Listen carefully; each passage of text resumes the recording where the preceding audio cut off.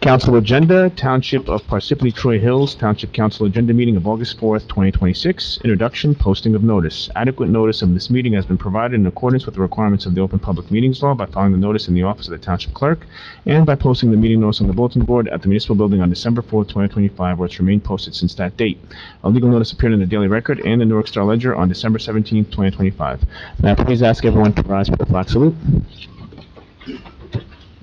Pledge allegiance to the flag of the United States of America and to the republic for which it stands, one nation, under God, indivisible, with liberty and justice for all.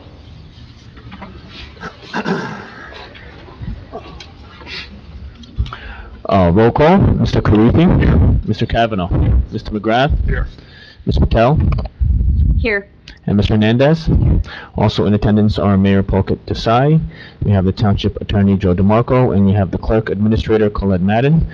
Council President, we have a quorum. May I begin, please? Yes, please. Thank you. We have the upcoming meetings, August 18th, 2026 at 7 p.m., which is the regular meeting. We have September 1st, 2026 at 7 p.m., which is the agenda meeting. We have the ordinances for second reading and public hearing. Because this is an agenda meeting, action is not taken at this time. I will ask the council to briefly review. If you have any questions, please let me know.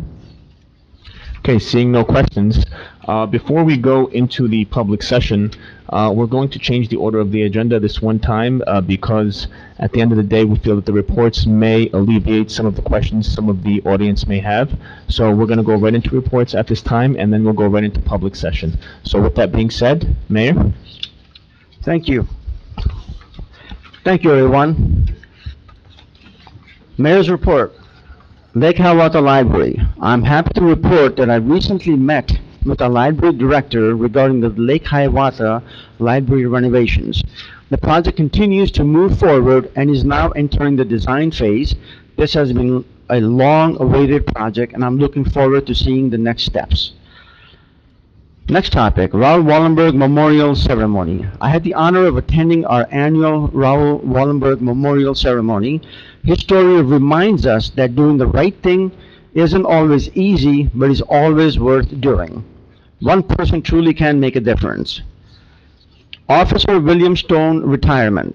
I also had the privilege of attending Patrolman William Stone's retirement luncheon and walkout ceremony. Bill served our nation in the U.S. Army and then served at our residence as a Parsippany police officer for the past 20 years. We thank him for his service and wish him and his family all the best in retirement. Board of Education. I recently met with the Superintendent, Dr. Chase, and Board President Allison Kogan as part of our monthly meeting. We continue to build a strong working relationship between the Township and the Board of Education. We discussed several projects and opportunities where we can continue working together for the benefits of our students and residents. Summer Concert Series. Our Summer Concert Series continues every Thursday through September 3rd, and I encourage everyone to come out at least once. There's really something for everyone. Live music, food trucks, bounce houses, lawn games, ice cream, and a great opportunity to spend an evening with family, friends, and neighbors. You might even discover a new favorite band. Community events. I had a great time attending the Mazda Brook Block Party. There was great food, plenty of laughs, adult races that were entertaining to watch, and it was wonderful seeing neighbors welcome new families into the community. I also stopped by the Hills of Troy's Ice Cream Social. Events like this remind us that some of the best community connections happens over something as simple as sharing ice cream cone. I also want to congratulate our champions. Congratulations to the North Jersey Fellowship Men's Softball League champions. The Parsippany Crusaders is their name. They defeated not one, but two former championship teams in back-to-back games to bring home the title. That's quite an accomplishment. Congratulations as well to our Red Tails travel baseball team on winning their championship. They battled through a rain delay, came back out, played their hearts out, and earned a well-deserved victory. And yes, they celebrated the right way with ice cream.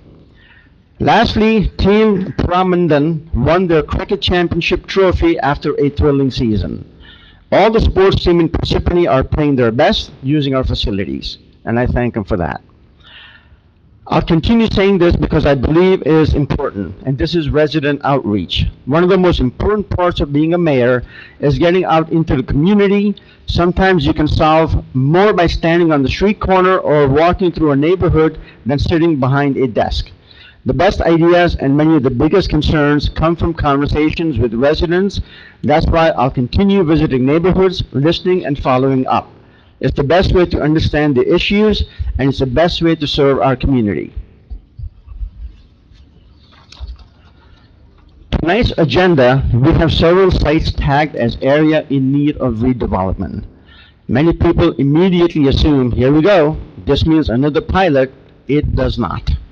Let me be clear, I remain opposed to pilot agreements because I believe residents deserve to fully understand what they're getting and what they're giving up. But I also believe in democracy, why every voice matters, including applicants, and every elected official has a vote. That's why, unlike previous administration, I created the Pilot Review Committee. Rather than one person making unilateral decisions, every pilot application will be openly discussed, thoroughly reviewed, and considered by the full council. I have my opinions, but I also believe the best decisions are made through a transparent and democratic process. An area in need of redevelopment designation is only one small step in a much longer legal process. It does not approve a project. It does not approve a pilot agreement. In fact, some redevelopment projects never even request a pilot. I met with 4 of these developers, and 2 of them don't want pilots. The other 2, maybe they will. If they do, they will go through our Pilot Review Committee, a committee I created for transparency. The committee's role is to expand the financial impacts, the trade-offs, and long-term implications, good or bad. Some applications may ultimately make sense, some may not. We don't know until they are vetted out.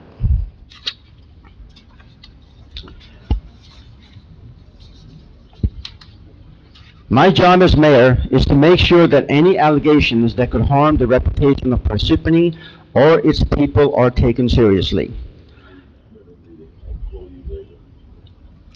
Many people have asked why I removed 2 members from one of our township committees. At the time, I chose not to publicly discuss the reasons because I didn't believe it was appropriate to embarrass those individuals. I still don't. However, I do believe residents deserve to understand the standards I expect of anyone serving on a township committee. I learned that serious allegations were being circulated, accusing township officials of corruption and claiming there was an audio and video evidence to support these accusations. If someone serving on a township committee truly believes there is corruption, they have an obligation to report it immediately. That's how we protect the public and the integrity of our government, because with unverified accusations, you undermine public trust without giving anyone the opportunity to determine the truth. One individual never brought these allegations to me, never reported them through the appropriate channels, and no evidence was ever presented for review. Another individual did speak to me about the allegations and told me there had been a misunderstanding and that we should just move on. I accepted the explanation. However, I later learned the allegations continued to be circulated within the community. However, both individuals simply continued to repeat these throughout the community, these allegations. That is not how responsible public service works. We can disagree on policy, we can disagree on decisions. Whether someone agrees with me politically is irrelevant, but if you are going to serve the people of Parsippany, I expect honesty, good faith, and the willingness to bring serious concerns forward so that they can be addressed, not spread as rumors or gossips, or not repeated throughout the community on social media. As a committee member, you have a duty to act in the best interest of the township. As a committee member, you are to uphold the standards of honesty, responsibility, and professionalism that our residents deserve. That standard applies equally to everyone, whether I appoint them, the council appointed them, or they were appointed by a previous administration. Credit goes to the council that when I brought this information to them, they took action on their removal. My hope is that this reminds everyone who serves our community that with the privilege of public service comes a responsibility to act with integrity, speak in good faith, and use the proper channel when serious concerns arise. Finally, my statement on the removal of Jigar Shah. Township committees are working committees. They exist to provide advice, generate ideas, and help move Parsippany forward. They are not honorary positions or placeholders on a resume. I never believed in filling chairs. I believed in filling them with people who are willing to work. Public appointments are not rewards, they are responsibilities. Every appointment should advance the work of the township. Attendance matters, participation matters, engagement matters. When those expectations are no longer being met, it is appropriate to make a change to give someone else the opportunity to serve. Those decisions are not made out of animosity, they're made out of duty to the people of Parsippany. This isn't about politics, it's about performance. The residents of Parsippany deserve committees made up of people who actively contribute, not simply occupy a seat. Out of respect for the individual involved, I won't be discussing the specific reasons behind removing someone. I don't believe it's professional, productive, or fair to litigate those matters in public. My responsibility is to ensure our committees are effective, and my decisions will always be guided by what's in the best interest of Parsippany, not by public debate over individual appointments. Thank you. Thank you, Mayor. At this time, Township Council. I have a statement as well. So, I agreed with the mayor that the actions of those committee members were inconsistent with standards of professionalism and judgment we expect from township advisory committees. For that reason, I made the motion to remove them. Okay.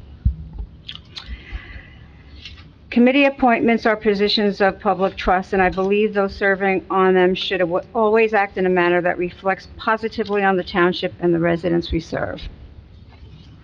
Any other member from council have a report? Okay, any reports for township offices or committees? I know you guys like to have those. I have one. Okay, go ahead, please. The Economic Development Committee continues its efforts to support business growth, attract investment, and strengthen the local economy through ribbon-cutting ceremonies and community outreach initiatives. The committee, joined by Mayor Polka Desai, will welcome Nirvana, located at 2561 Route 10 in the Galleria 10 Mall, during an official ribbon-cutting ceremony on Sunday, August 9th at 11 a.m. 2 additional ribbon-cutting ceremonies will be held on Saturday, August 15th. The first will welcome Bierman Autism Center, located at 2001 Route 46 at 10 a.m. The committee will then celebrate the opening of Pizzanata, located at 102 North Beverwick Road at 1 p.m. In addition to supporting new and expanding businesses, the Economic Development Committee, in partnership with Mayor Desai, has launched a new Welcome to Our Community program. This initiative is designed to introduce new homeowners to many resources, services, organizations, and businesses available throughout Parsippany-Troy Hills. The monthly mailings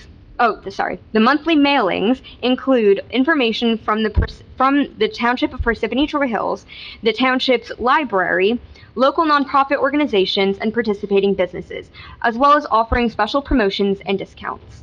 The program will help new residents become familiar with the community while providing local businesses with an opportunity to introduce their products and services to potential new customers. Businesses interested in participating in the future Welcome to Our Community mailings are welcome and encouraged to contact Economic Development Committee Chairman Frank Cahill. The committee's next meeting will be held on Thursday, August 13th at 6:30 p.m. in the 3rd floor conference room at 90 East Halsey Road. Meetings are open to the public. For additional information, please contact Chairman Frank Cahill at 973-559-6000. Thank you. That's all from me.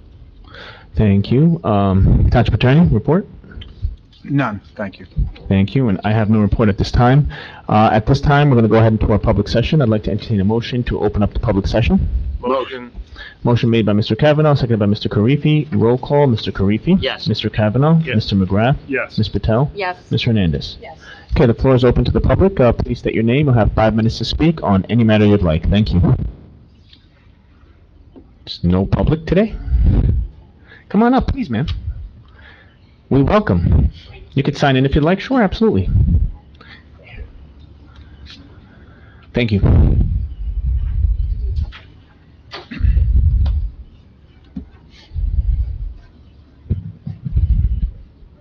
Good evening. Can I just ask you to, Yeah. you can grab the mic. You can take it off if you'd I like here. prefer not to. I don't have to. Is this okay? Yep, that's perfect. Okay. Good evening. My name is Alexandra Riccardi, and until 2 years ago, I owned a home in Morristown for 13 years. I was then temporarily living in Parsippany. That's why I'm here today. Until I temporarily became homeless as funds dwindled, and I actually moved to a domestic violence shelter and friends' sofas, because obviously I'm English, I don't have family here. Let me start first of all and just set the stage a little bit in terms of what a family equity stripping scam actually is that I was a victim of. Equity stripping is when someone silently drains the built-up value out of a person's home, the equity, while making the paperwork look completely routine. In a family equity stripping scam, the people doing it are relatives or in-laws, and the disguise is even better, because who suspects family? It does not look like a robbery. It looks like a divorce settlement. It looks like a refinance. It looks like just add his name to the deed. It looks like an inheritance. The theft is only visible years later when the home and the money are gone. That is what happened to me, and I want to be precise about when it started.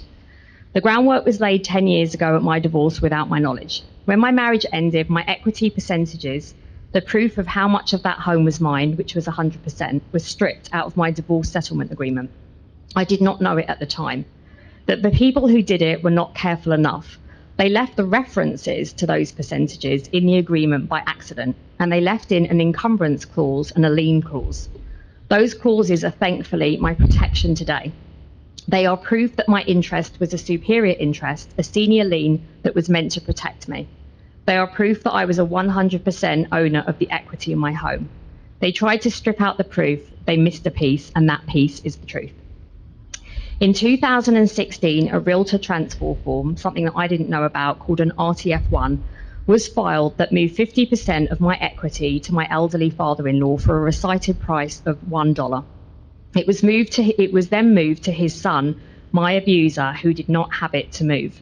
$1 for half of a home worth over $1 million. Under New Jersey law, falsifying the consideration on that form is a fourth-degree crime. I was told the opposite of what was really happening. I was told my father-in-law only had to be added to the deed temporarily for a refinance, and that his will would return the home to me when he passed. Every party knew that was the deal. Even my ex-husband's own attorney put it in writing, in plain terms, that I was effectively getting my home for free. The divorce settlement agreement stated that full title must vest to me. They said it would officially occur when my father-in-law died due to his needing to be on my deed for the refinance. I gave up $750,000 in personal injury, pension and alimony for that mortgage payoff. Logically, I could not have given all of these huge things up for anything else, as 100% of the equity in the home was already mine. But when my father-in-law died, the deed did not come back to me. Instead, that same $1 form, the felony filing, was used as a weapon.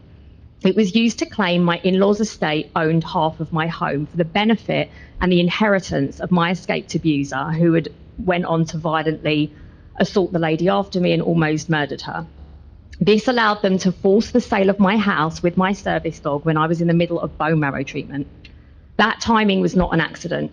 Forcing the sale let them pay off the mortgage, erase the promises that had been made to me, the promise of the $750,000, the alimony that I gave up after I'd been put as a disabled person, and I actually have an invisible disability. I have a degenerative disease similar to MS, with no job, a temporary resident at the time, onto a 30-year debt that I could never pay. They kept the benefit of my waivers, they took half my money, and they dressed the whole thing up as a legitimate inheritance. It left me homeless temporarily, as I mentioned, and it cost the life of my federally protected service dog, whose safety no one once considered in this entire process. Now, here is what happened when I turned to the Parsippany Police Department. I reported a witness tampering event as part of this litigation in 2024. Local officers deactivated their body cameras. I met with them on 2 occasions, first time for an hour and a half, second time for an hour, in what was being considered at that time as a potential crime. We didn't know that it later wouldn't be. Off camera, I was told that the family who obviously I'm involved with was spiteful, and I was told in substance that the family involved is known for fraud, significant fraud. Then they left me. Not one word of what they told me made it into their report, which deeply concerned me. You have 30 seconds remaining. Okay, and then someone else will take over. I had also told them how a retired Morristown County Prosecutor Lieutenant heading up general investigations, someone who currently works at Morris Township Police Station, had become romantically involved with me 7 weeks after the Normandy Heights road fire that killed my in-laws. He had threatened me and had told me not to ask questions about a home safe that had been retrieved from the fire in which my in-laws died. Not one word of that made it into the report either with your Parsippany detectives. A year later, when I finally obtained the police reports myself, I learned that this same police worker was the person who handed my evidence over to my very own family member who I'm in litigation against, Walter Riccardi. I complained about the Parsippany detectives and was told there was no wrongdoing, even though the Governor Murphy directive states that body cams should be activated, and both hour-long interviews they were deactivated, as also occurred with a chief of Morris Township Police How much longer do you have?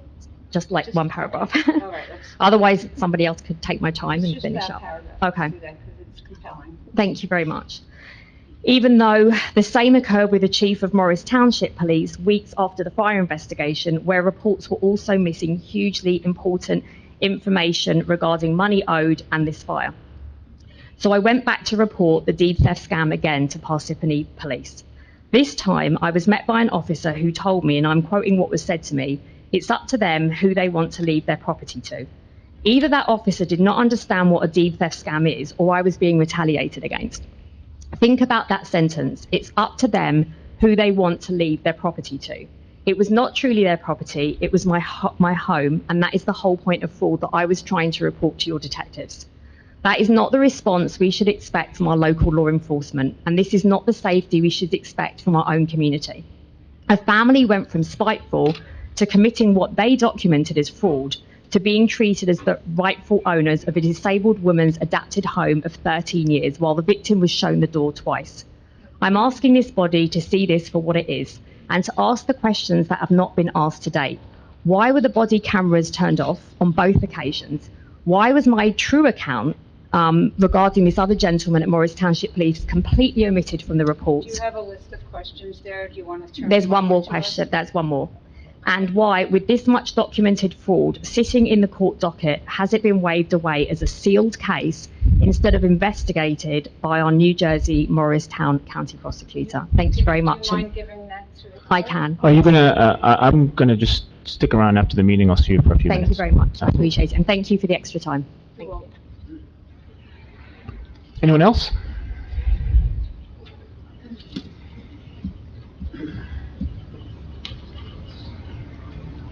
I want to say how refreshing it is that you're cleaning house, because the prior mayor obviously had his persons in place that were beneficial to him. So how wonderful and refreshing it is. I'm sorry, can you give us your name? please? I will. Okay. My name's Isabella Reyes. I've lived in Parsippany for over 13, 14 years. Thank you. So thank you for allowing me to speak tonight. I'm here as a mother and a person who has spent years trying to obtain equal protection, accurate police reporting, and a fair opportunity to be heard. For the past 7 years, I've experienced what I believe to be selective policing and the weaponization of systems that are supposed to protect people. I am not here to ask this council to decide my family court cases. I am here to ask why reports that are allegedly incomplete, why evidence is omitted, why investigators are not consistently following through, and why residents, especially women and mothers, are left without meaningful documentation when they report abuse. My ex-husband obtained a protective order against me based on information I maintain as false, and I have video and photographic evidence. But it seems that no one seems to want to see it.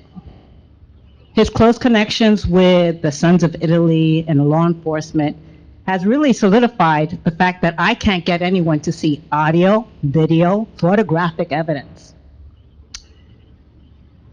I was told that family court would allow me to present the evidence and call all my witnesses and place documents onto the record. In my experience, that did not happen. I was unable to fully present evidence that I believe contradicted all the claims that were put against me. When a resident cannot get a complete incident report, I was not even given the opportunity to file police incident reports, and I had video of what happened. And I'm not talking 1 or 2 incidents, I'm talking about over 50 falsified police reports in Parsippany Police Department. The reason why I came forward now is because finally Mayor Barberio's out of here, and I know that someone will honestly look at the situation for me. So, when a resident can't get a complete incident report, when statements are inaccurately recorded, when video and audio evidence appears inconsistently, and their cameras were also turned off in my case too. I was told that my complaints were lost, the video wasn't on when I made complaints against police officers. Then the internal affairs officer and the other individual that took my sexual assault case, they were both given promotions 6 months after no one investigated my case. So, a police report is not just paperwork. It can affect custody, housing, employment, finances, personal safety, and parents' relationship with children. I have video and audio evidence, records, and documentation that I believe show discrepancies, huge discrepancies, between what occurred and what was written. I believe some reports omitted material facts or contained statements that favored my former husband. I also believe internal review process, domestic violence procedures, and investigative protocols were not applied equally or transparently in my matter. In this pattern that I've realized after my very adversarial 7-year divorce, I've gone into various groups, it seems that there's a lot of women in Morris County experiencing the same thing. You're going through a divorce with an adversarial person, and all of a sudden there's backroom deals happening behind the scenes. Children can become collateral damage when one parent is empowered to use police reports, protective orders, child protection referrals, and court processes, a total tool of retaliation rather than safety. I request an independent audit of the Parsippany Police Department's handling of domestic violence, sexual crimes, and internal affair complaints. That audit should examine whether incident reports are timely and complete, whether body cameras were worn and turned on, as it was supposed to after year 2021, and complete whether body cameras, video, audio, and witness evidence are preserved and reviewed, whether reports are properly submitted, whether investigations are completed, and whether residents are treated equally, regardless of wealth, connections, gender, race, or social status. I also ask for a clear public procedure so every resident knows how to obtain reports, challenge factual inadequacies, and submit evidence and receive an independent review. This audit will be super simple for you because for over 10 years, I've been recording secretly Parsippany. Secretly recording a lot of meetings. I worked on a lot of people's campaigns.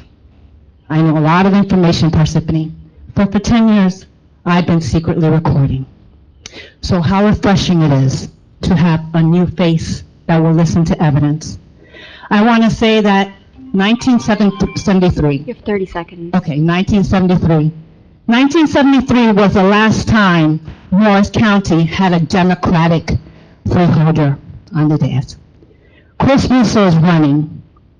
Let's put new blood in the system. Also, Mahalia, she's running for District 11, Congresswoman, the Dominican. I know how some people don't like people of color. I've lived here in Parsippany for many years. I know what I'm referring to.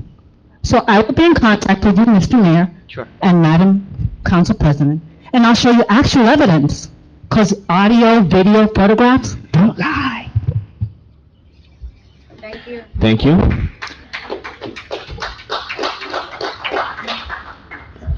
Any other member from the public? Come on up, Ms. Palmieri.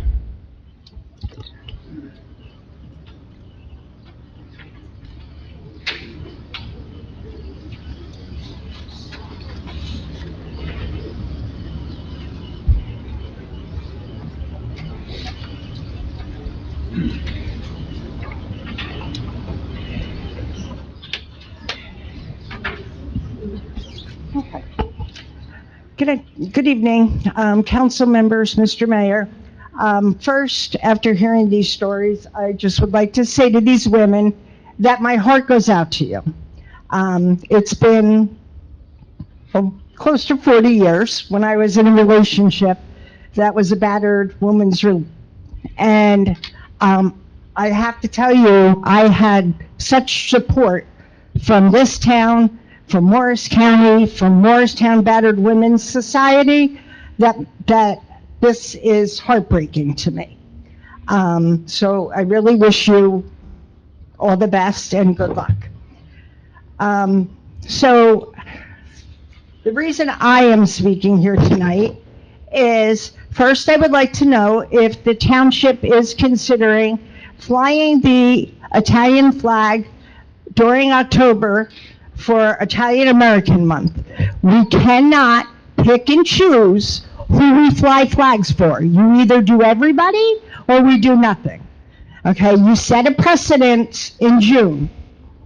Now I think you need to follow through for every other group that lives in this town if we really want to say that we are inclusive.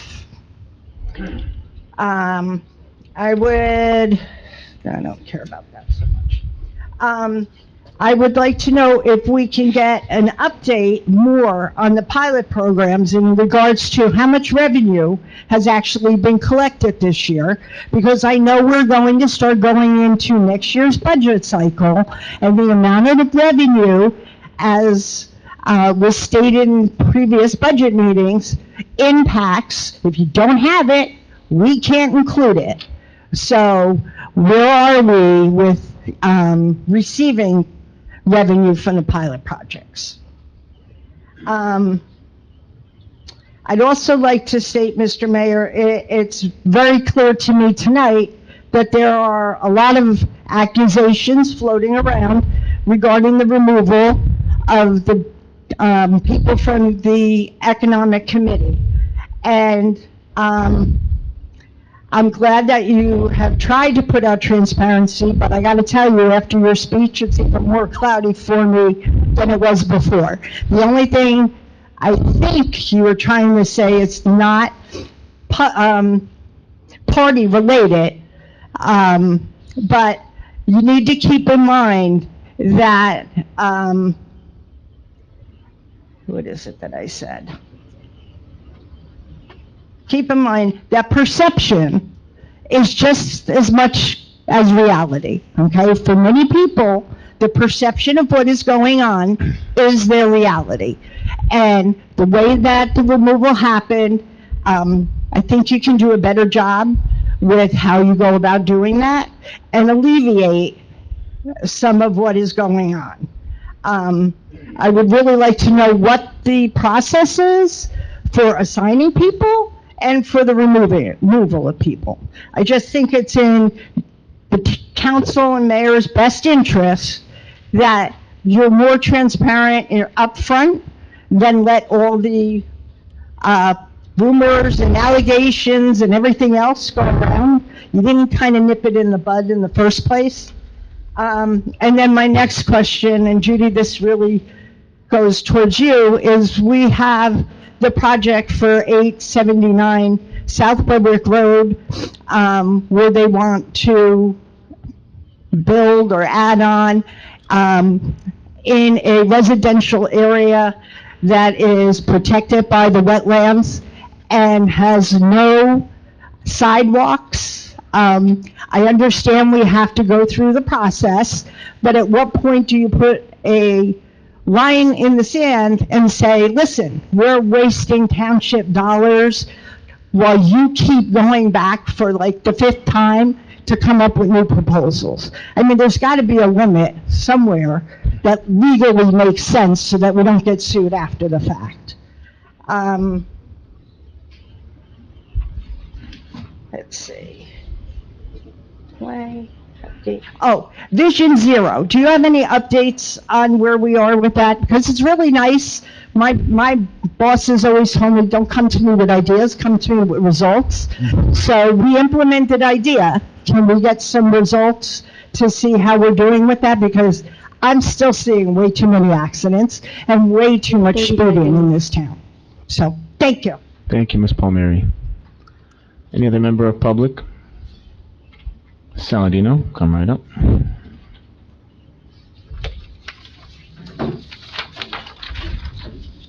Pen.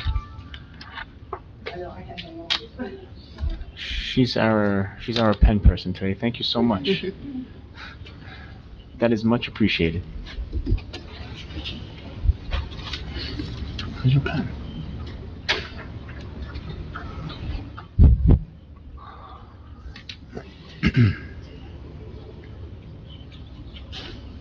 Hi, how's everyone doing? Could you speak up, Ms. Saladino? Yes, Okay. I can speak right into the microphone. I apologize for arriving late, and it seems like I walked into a very serious tone meeting, and I haven't spoken in a while, and there have been some things I wanted to bring up and ask all of you about, just see what we're doing about it. I will say I have a little bit of PTSD because I went through a very difficult divorce 20 years ago in Morris County, and I experienced a lot of what I just heard, and I was kind of hoping it had gotten better, and it seems like it hasn't, so it's really time for a change. So I'm supportive of anything we can do to help these women. But I wanted to ask about two specific things, and they're very related. One being ALPRs, flock cameras are one, Axon.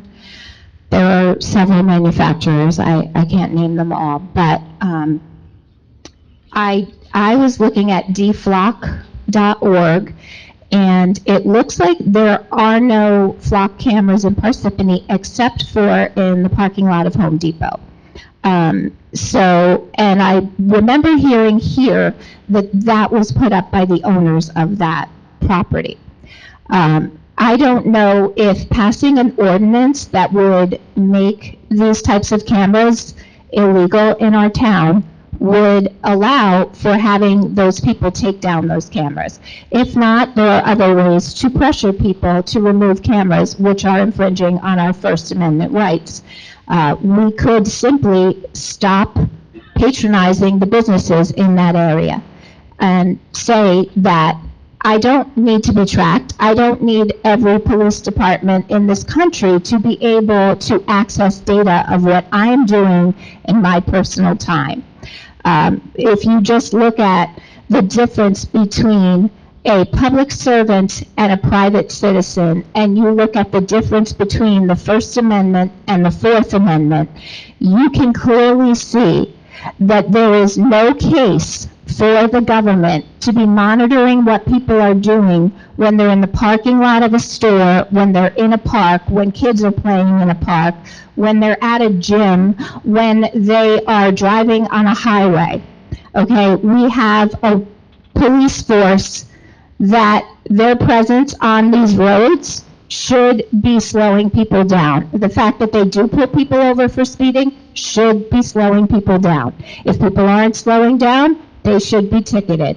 But a camera that reads my license plate and potentially reads my face and recognizes me and tracks what I do in my time as a private citizen is a complete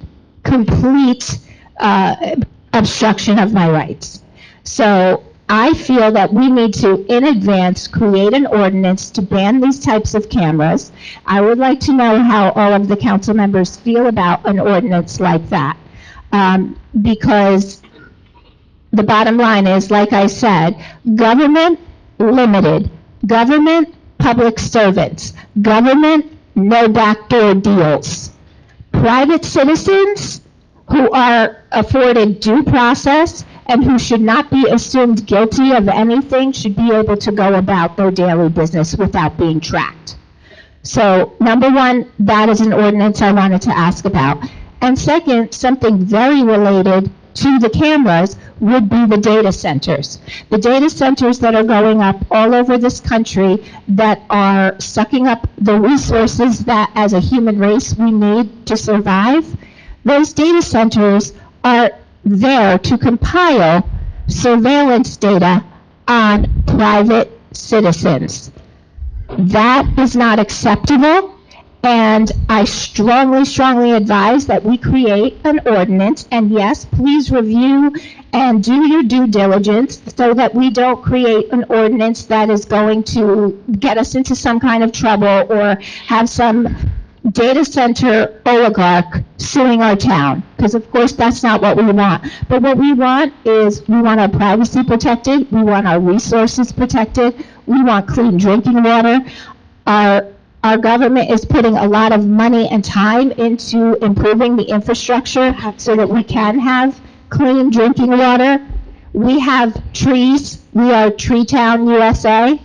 Let's keep it that way. I think we need these ordinances, and I think we need to try and convince the owner of that property to remove that flock camera. Okay. Thank you, Ms. Saladino. So, Hold on, Judy, you just have her take a seat, and then you can answer, because it's not going to be a back and forth. sit down, I'll answer, and then we'll answer. Sure. Ms. Palmieri as well. Okay? So, yes, were you here last time? Because we did talk about data centers. We're going to be talking about data centers. I'm looking at some of the ordinances right now. There's lots of them, and the state does have some guidance on that. So give me a little time, but we are talking about that, or at least we're looking at that. And for all the reasons you said.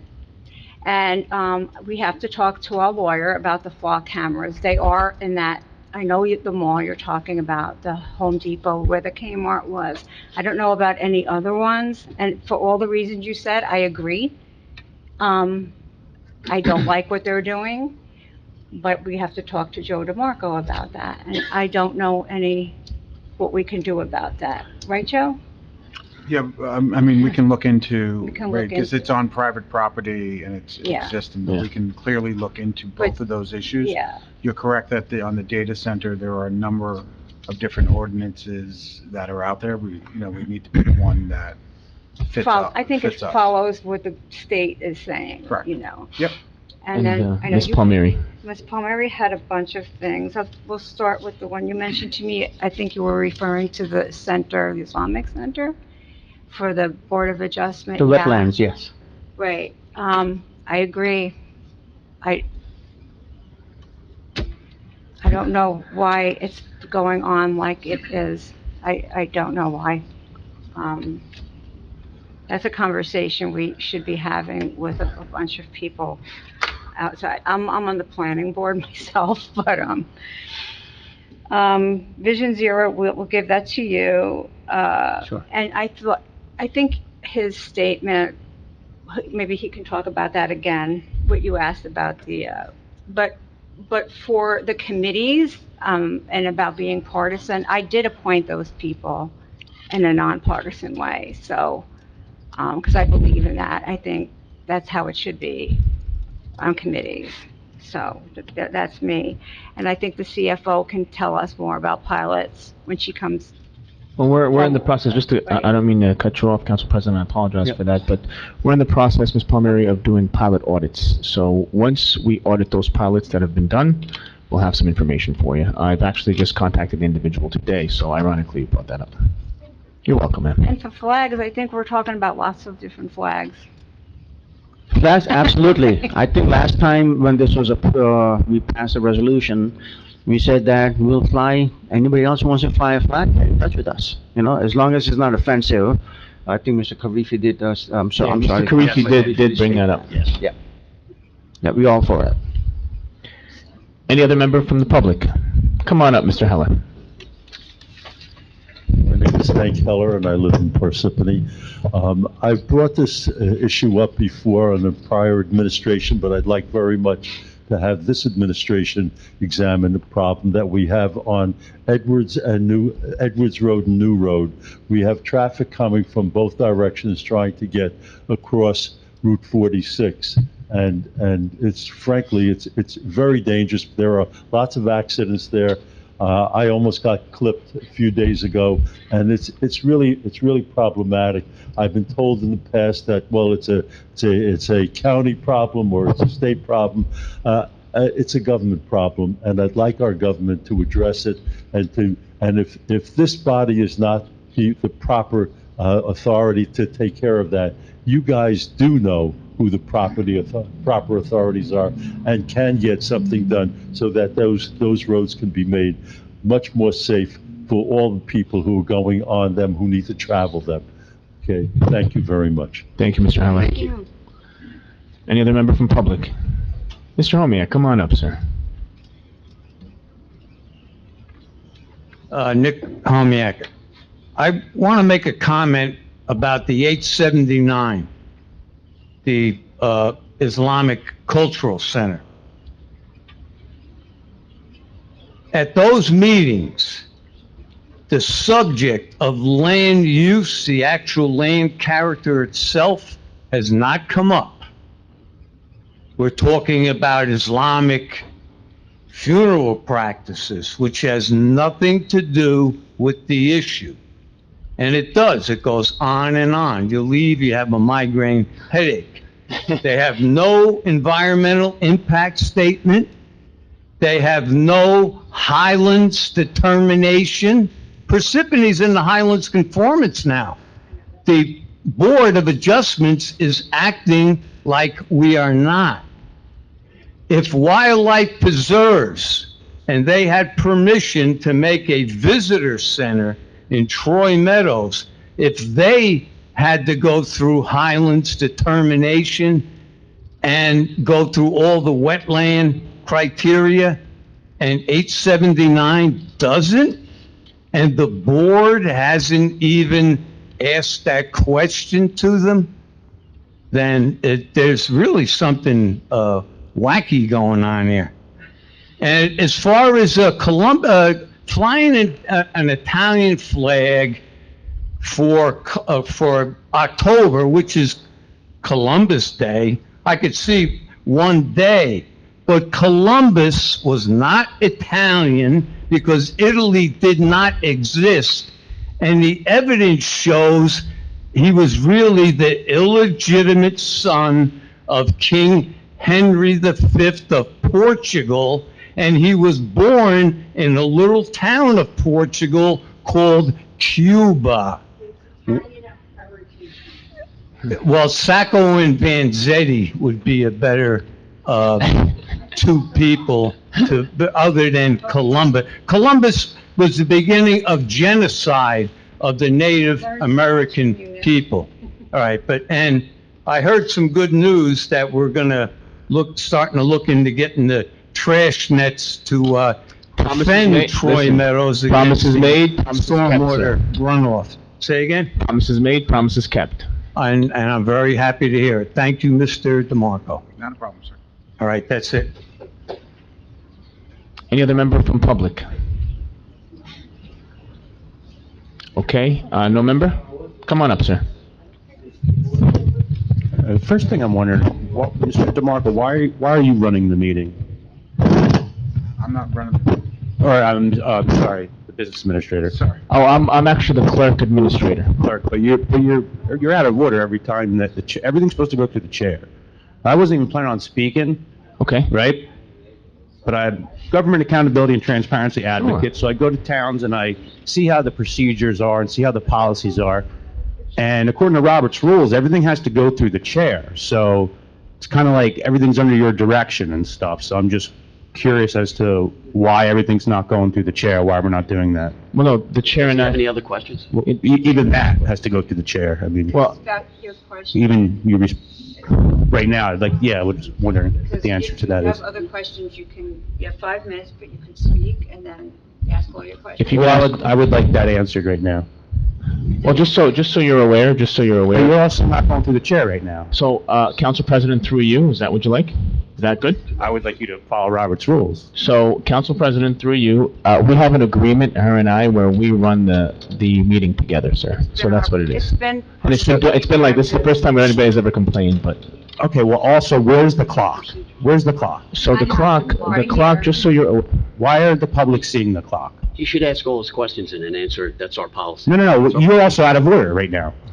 By doing that, you're out of order. You're not following Robert's rules. Okay. Why do you have that look on your face? Okay, we're listening I to can you smile finish. if I want. We're listening, please. May I have an answer on that? I want you to ask all your questions. You have 5 minutes, and when you're finished, This We is have my some public time here. comment You have time, 3 so minutes. if we're not going to answer questions in real time, I would at least like that on the we record. ask our questions. You're allowed to speak for 5 minutes. And then if you don't have answer 3 them and I minutes sit and down- 38 seconds, and then we will answer your questions. And then if you like don't we have answer them and I for sit down, everybody I have here. to have a back and forth. And then I'm out of order now, because my questions I don't have a chance to rebuttal, right? Then I have to wait 2 No, weeks you and come don't. back. Exactly. We don't have a chance to rebuttal if they don't answer questions in real time. So do you see the problem with that? That's how it is here. And that's a problem. And not following Robert's rules because of a personal agreement between the business administrator and the council president? It's not Does anybody else see personal. that as an issue? It's a public agreement, sir. Everybody knows I've been running this meeting with her for... A public agreement that contends with Robert's rules. I think that's a problem. Okay. One thing I've noticed about, first off, the audio is horrible. Okay. It's absolutely horrible. And I know you're a quick talker. It kind of feels like I'm at a racetrack and we're watching the horses go around. Okay. And the audio doesn't help that because it really makes me feel like I'm supposed to get a hot dog and a beer and like, get it over with. Hot dog. But I have to put this on the record. And you were very accommodating as I came here, right? But the two women to my left here, and this has to be put on the public record, the entire time that they were speaking, you have an officer out here going back and forth, making their presence known. Every other speaker after these two women, there was no presence of the police, making themselves be known. So as they're talking about retaliatory government issues, right? Because the institutions and the agencies that are meant to protect people are the ones that cause the most harm. And as we have this camera here that faces the back, how disrespectful for the people watching at home. Let's see more of the face of the council. We want more face time. That's disrespectful. What if I want to speak to the people at home, right? If I want to convey my message to everybody watching, because this meeting is broadcasted all over the world, right? So there's other people who are at this meeting when you're watching it at home. It's disrespectful to stare at the back of someone, isn't it? It's quite disrespectful. And that's a very subtle way of making sure that they separate the face from the story. Remove the face from the story, show their back, have some horrible audio, and then consider the things that they're talking about. So these are all things that need to be considered. Not one time did an officer do this back and forth routine after these two women spoke. So I want that on the record. I think that's an issue, especially considering the stuff that they just said. Why do we even have an officer at the meeting? Why? Why are we doing this? Why are we intimidating members of the public? When the one gentleman spoke, I know he spoke for a short amount of time, no presence of the police. When the other gentleman spoke, no presence of the police. Ms. Palmieri, when she spoke, no presence of the police. But when these two women were giving their testimony, You have 30 seconds. they're doing this, back and forth. Why are they even here? Why are the police even here? That doesn't make me feel comfortable. That's intimidation. That's what government likes to do. They like to intimidate. And apparently that's a problem here in Morris County. Problem here in Parsippany. It's the reason why I wanted to come here and film the speakers, so the face could go with the story.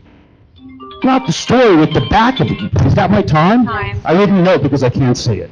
Yeah, well, Isn't that a we're problem? telling you it's time. Okay, well, I would like another minute, respectfully. I think what we need to do is have a clock. Give him his minute. It's okay. Okay, you know what, Yeah, let's- you have a little bit of time because they had a little bit of time. Exactly, so you're so quick to, punch the gavel, right? We're nice. You can't handle criticism? No, I do. I said we're being nice. I'm not. No, but I'm just saying, with the fine. reactions and stuff like that, it's Fine. just a We're little good. bit of a concern, I'm if smiling. you ask me. Now I forgot what I was gonna say. But we have to start following Robert's rules. That's an issue.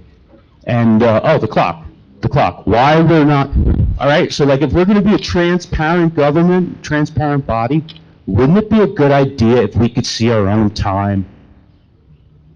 Wouldn't 30 that be a seconds. good idea? As a show of hands, does anybody on the board think that maybe it would be a good idea and be in the best interest of the public if we could see a clock? Let the record show that not one person raised their hand. Thank you, Mr. Anonymous. Anyone else? That's intimidation. By calling you Mr. Anonymous? I'll make a motion to close the Motion to public. close? All my information comes up. Second? Second. Okay, motion, Mr. Karifi, Yes. Mr. Kavanaugh, Yes. Mr. McGrath, Yes. Ms. Patel, Yes. and Mr. Hernandez. Yes. Floor is closed. Okay, at this time, we're going to go ahead and go over the consent agenda, just if you can quickly review the agenda. You have any questions? Seeing no questions, we're going to move along to the approval of minutes.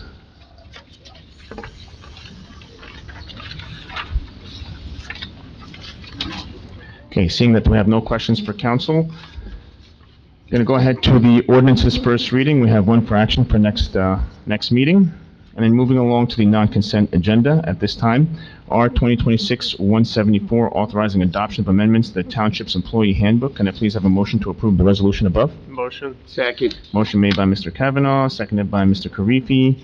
Roll call, Mr. Karifi? Yes. Mr. Kavanaugh? Yes. Mr. McGrath? Yes. Ms. Patel? Yes. Mr. Hernandez? Yes. Motion passes. R 2026-175, approve the corrective action plan, the 2025 municipal audit. Can I have a motion to approve the resolution above? Motion. Motion made by Mr. Karifi, seconded by Mr. Kavanaugh. Roll call, Mr. Karifi? Yes. Mr. Kavanaugh? Yes. Mr. McGrath? Clay, can we discuss what's in that corrective action plan? Absolutely. So once we had the audit, the auditors provide us with a plan with regards to the findings that they found and how we're going to go ahead and correct that. That will then be submitted to the council. And then after that, we will go ahead and have you guys sign an affidavit, which you're not going to be signing tonight. All right, we'll receive that in our mailbox? Yes. All right. Yes. Ms. Patel? Yes. And Mr. Hernandez? Yes. R 2026-176, authorizing the township to enter into an agreement with Utility Service Company for the full-service water storage tank asset rehabilitation management and maintenance program. Can I please have a motion to approve? Motion. Second. Motion made by Mr. Kavanaugh, seconded by Mr. Karifi. Roll call, Mr. Karifi? Yes. Mr. Kavanaugh? Yes. Mr. McGrath? Yes. Ms. Patel? Yes. Mr. Hernandez? Yes. Motion passes. There are no applications for licenses and permits at this time.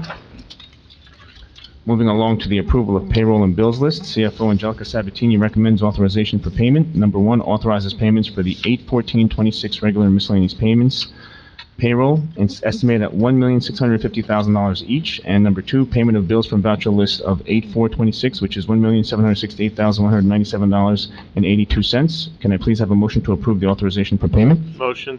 Second. Motion made by Mr. Kavanaugh, seconded by Mr. Karifi. Roll call, Mr. Karifi? Yes. Mr. Kavanaugh? Yes. Mr. McGrath? Yes. Ms. Patel? Yes. Mr. Hernandez? Yes. Motion passes. Can I please have a motion to adjourn the meeting? Motion. Second. Motion made by Mr. Kavanaugh, seconded by Mr. Karifi. Roll call, Mr. Karifi? Yes. Mr. Kavanaugh? Yes. Mr. McGrath? Yes. Ms. Patel? Yes. Mr. Hernandez? Yes. Okay. We are adjourned. Thank you, everyone. Have a great night. Matt, it's in